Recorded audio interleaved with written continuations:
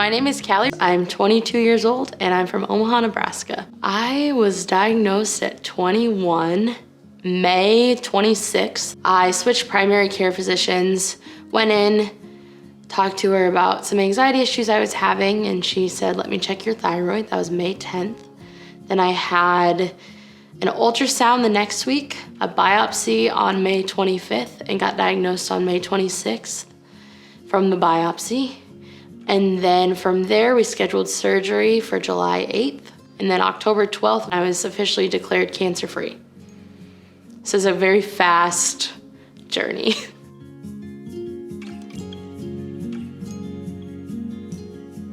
I did not really know what a thyroid was. I knew I had one.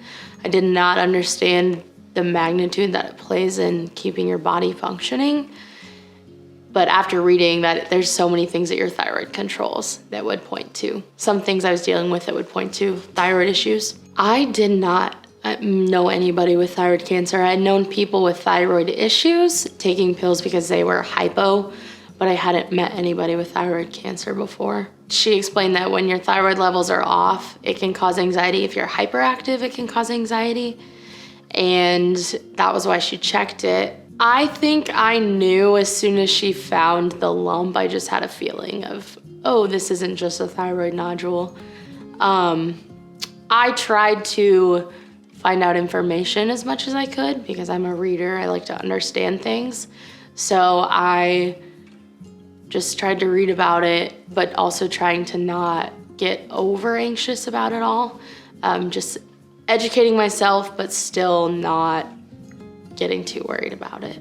And then it was 16 days from finding my lump to getting diagnosed.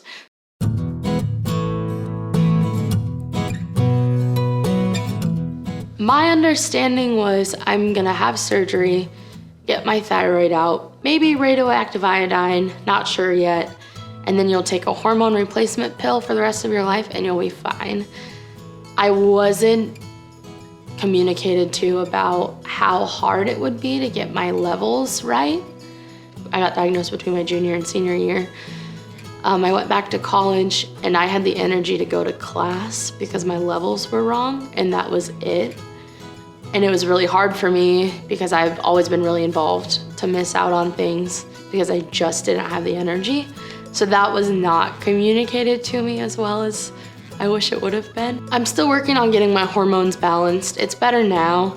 Looking back, I did not think I had any symptoms, but my spring of my junior year of college, I was napping every day, sleeping 8-9 hours a night, and I contributed that to being busy and just being in college and having a lot going on. But looking back, I said, oh, that's probably not normal. My thyroid levels are probably off.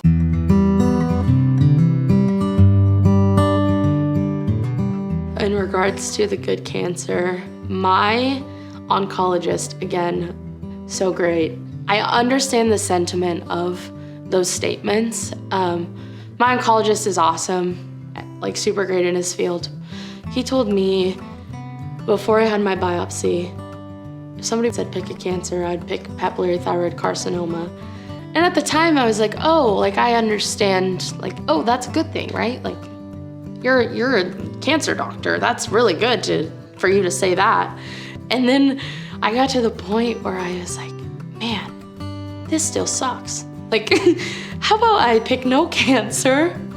So I got off the phone with my oncologist on the 26th, going to my primary, and I was a mess, obviously. And she told me, obviously I'm sitting there, you could tell I've been crying for an hour. And she goes, oh, you talked to them? I said, yeah. She said, I saw it come through on your chart. It's okay, it's good, it's fine. And so I understand the sentiment of wanting to be reassuring to people, but it's really hard. And I got to a point where I was kind of mad about it. And so I was going in for my pre-op appointment actually, and I was talking to, maybe my dad drove me on the way, and I said, I just need to hear from a healthcare provider that this sucks. And so I'm going in and the nurse gets my chart and she goes, oh, you're 21, you have thyroid cancer? you're getting your thyroid removed, you have thyroid cancer? I said, yep. She goes, that sucks. I said, you are an angel. Like, I needed to hear that. And she said, it's not fair. And I said, thank you. Like, you have no clue how much I needed to hear that from a healthcare provider. I think how I felt at the time hearing that was, okay, I'm gonna be fine. Like, I'm just gonna have surgery, take a pill, everything will be all right. And then I got to the point of not like starting to really settle into after surgery and have the time to mentally process and realizing that that was damaging to hear. But I think it's helpful. I had a good perspective of being able to put it in context and understand the sentiment behind it, of them not trying to freak me out, because nobody wants to hear the word cancer. And I look at it in a way of my oncologist sees patients with really, really severe cancer every day that is really hard to treat, or he'll have terminal diagnosis. And for him, my case was easy. He just took out my thyroid and 10 lymph nodes. So for him, it is the good cancer because it's not like severe as what he sees every day. So I understand it, but it invalidates, I think, patients' experiences, so I had to learn how to validate my own experience. It helped me to validate my experience by being really honest with people about the things I was going through and how I was feeling. That helped, I think, for me to understand, like, this is really hard. And that was one of the biggest things, was being honest with my parents or my boss or my friends at school, or even like when I had to take a step back from things in the fall. Just recognizing that and communicating that to people helped validate that experience for myself.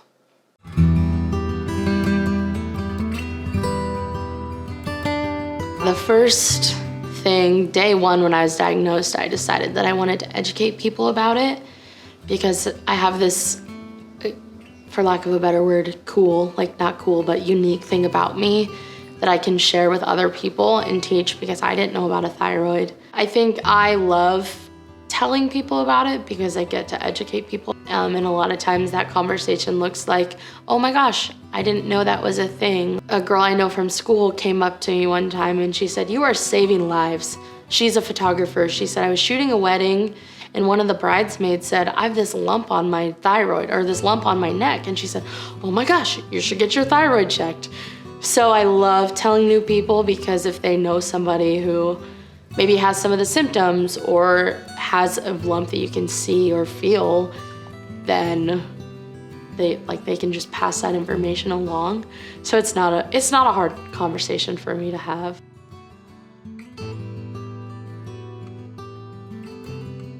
I think everybody has a different experience with thyroid cancer.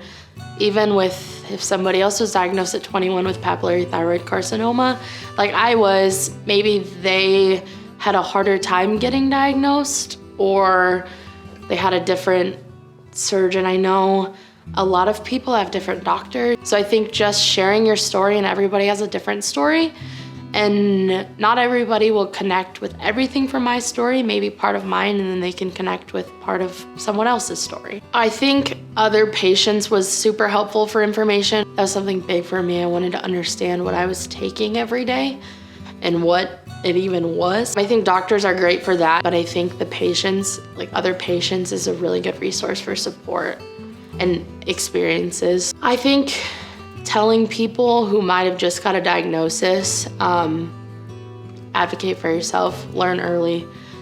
Tell your providers, hey, if they tell you something, be like, hey, that doesn't make me feel very good. Don't tell me I'm lucky. Figure out how to build your support system. I was working 2 hours from home, living an hour from home.